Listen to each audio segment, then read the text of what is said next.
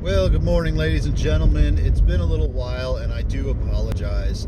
Things have been kind of hectic, work slash dad life slash whatever. And some of y'all get that, and some don't, and that's okay. But I figured I'd owe you all an explanation on that vevor, vevor, ball joint tool press kit. I purchased it, I paid for it, so I'm really giving an honest opinion here. The accessories that came with it were fantastic and probably worth the price alone. But the C-clamp, as you know, you tighten that long bolt to push down and it stays in that C-clamp if you know how to use a ball joint tool. The C-clamp was getting bigger, and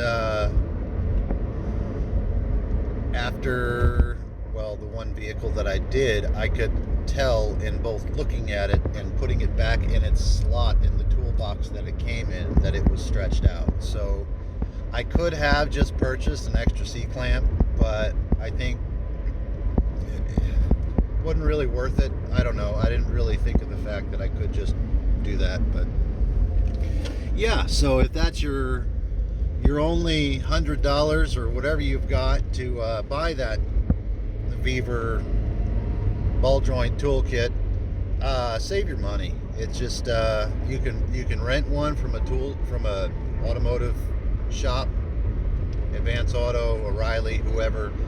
Use it and then return it. And the tool rental is usually, you pay for the tool and you use the tool and you give it back. And that's about how the tool rental works, and you get your money back. Granted, there are no pieces missing or you didn't break anything. So I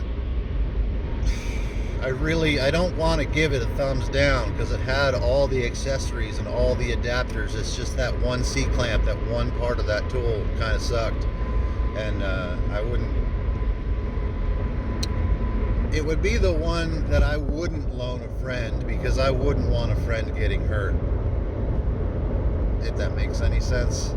Anyway, love y'all. Have a good day. Take care of yourselves.